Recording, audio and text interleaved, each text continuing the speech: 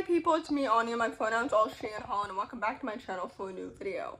In today's video, I will be discussing some movies that I think are really underrated because I do enjoy watching movies too. And I think that I watch a lot of niche underrated movies that nobody's really heard of, as well as some mainstream movies too. I've been told that my taste in film, similar to my taste in books, is very niche. Although I think that I watch more mainstream movies than I read mainstream books, just because with movies I tend to follow certain actors' filmographies, and sometimes the film that they're in is critically acclaimed, but sometimes it isn't.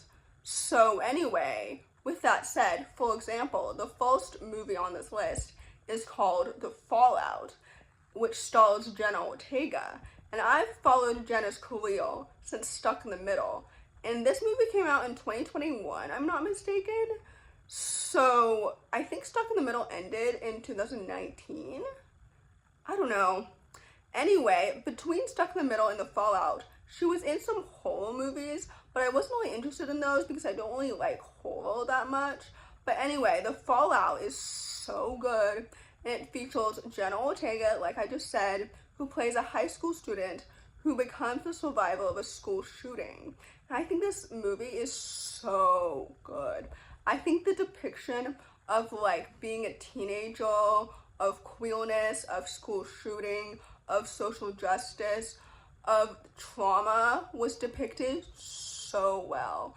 I think that everything about this story was so good, and I was so emotionally connected to everything that was happening to the main character and her friendships and her family dynamics, and her relationship with her sister was so awesome and so well done. The survivor's guilt of Veda was so good. I think this movie is absolutely so excellent, and it deserves all the hype and so much more.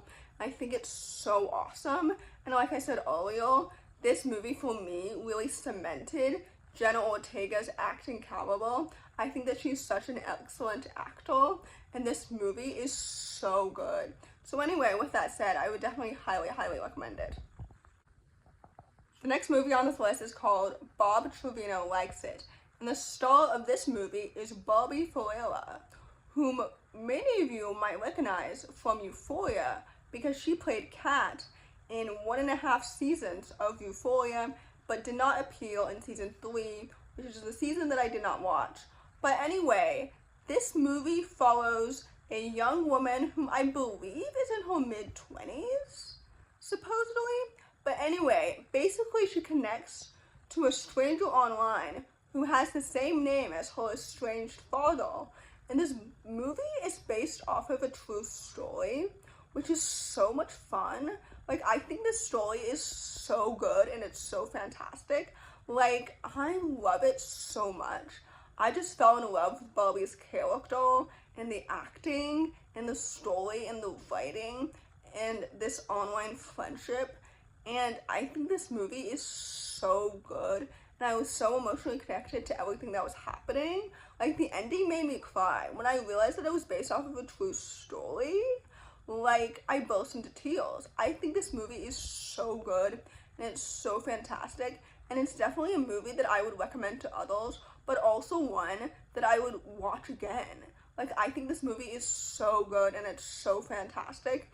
I'm not exactly sure what the rating is, to be frank, but I think it's awesome. So with that said, I would definitely highly recommend it. The next movie on this list is called We Grown Now. This movie is a coming of age story following two 12-year-old black boys and their best friends, and it really talks about childhood and boyhood and the idea of growing up too fast. And basically the plot is that after a local tragedy happens, one of the boys' parents decides to move, and how that would impact their friendship. I think this movie is so excellent and it's so well done. I watched this movie in February because in February I wanted to focus on Black movies for Black History Month. I think I watched the majority of the movies that I watched in February featured black main characters, black actors, and were directed by black directors, if I'm not mistaken. But anyway, I think this movie is so good and it's so awesome because, again, the characters really felt authentic, and I really felt like I was watching a movie about young boys who felt like they were 12 years old, because I think the actors were also 12 or 13, and I've also never heard of these actors before or the directors, so I had no idea what to expect. But I think this movie is truly really excellent, and I love to see a coming of age character driven story set in the 90s featuring black main characters, and I understood their family dynamics and everything so well. Like, the plot and the characters and everything make this movie so rich and so stunning to watch. So anyway, with that said, I would definitely highly recommend it. The next movie on this list is called The Queen of My Dreams. This movie is so good and it's so underrated. I wanted to see it because I recognized the lead actor because she played Bella in The Sex Lives of College Girls, which is one of my favorite TV shows, but particularly the first 2 seasons. Although I do love season 3, but unfortunately, Renee Rapp is only in 2 episodes of season 3.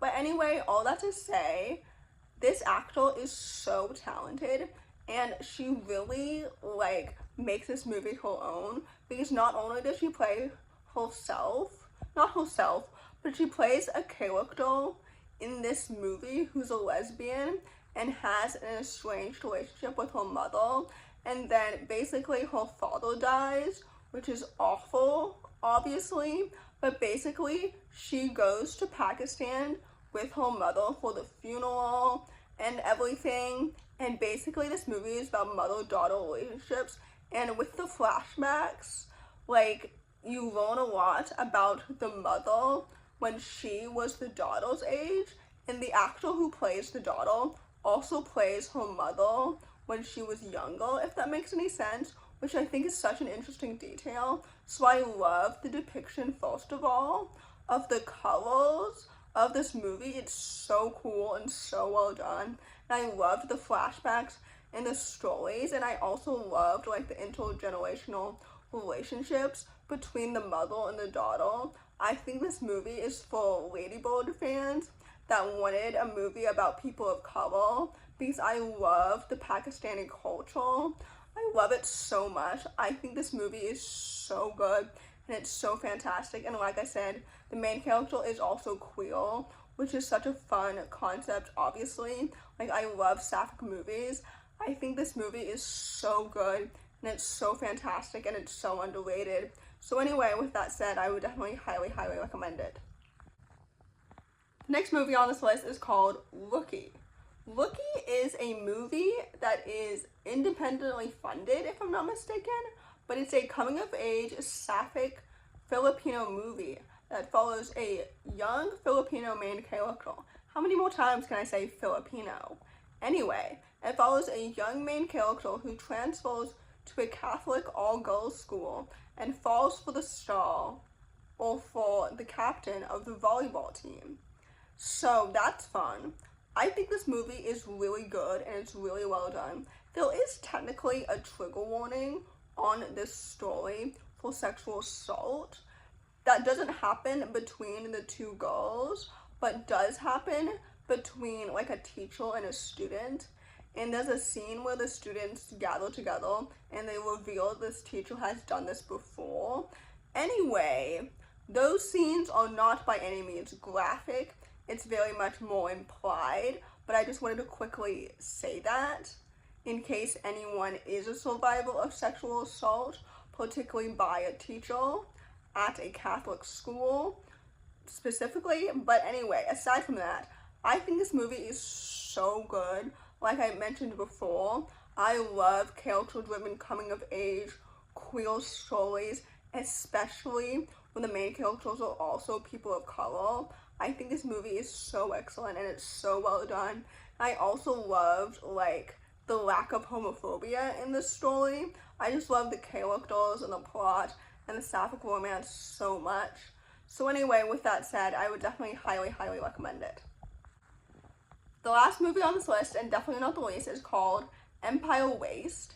This movie, I believe, is also an indie movie, and it follows a young plus-size high school who finds like confidence and self-love through her love for fashion. And I think this movie is so good and it's so fantastic and it's so underrated because I loved like the messages about body positivity and self-love, and I love her friend group so much, and I love how it feels so wholesome and so good, and I love the plot, and I love the fashion elements and everything. Like, she enters a fashion competition, which I think is so cool and so awesome, and I love how diverse her friend group is, and the cast is so inclusive and so well done. This is another movie where I had never heard of the director or any of the cast members prior, and I think that this movie did such a good job. Like, I think it's so good and it's so fantastic and it's so underrated. So anyway, with that said, I would definitely highly recommend it. So in conclusion, if you have any further questions, such as what are these movies rated and where can I find them, I don't really have answers for you, frankly, because I don't really own any streaming services, so I have no idea. But I can say that my Letterboxd is in the description box below, and my profile picture is a picture of Jenna Ortega, because of course it is. So anyway, in conclusion, these movies are so underrated, and I genuinely think that they deserve so much more hype. So I hope that this video was insightful for you about me and my taste in movies, and I probably will make more videos about my taste in film in the future because I love movies too, although obviously I prefer books. But anyway, in conclusion, if you enjoyed this video, please don't hesitate to give it a big thumbs up. Comment down below the snail emoji if you made it all the way to the end of the video. Thanks for watching. Subscribe to my channel if you're new, and I'll see you in my next video. Bye!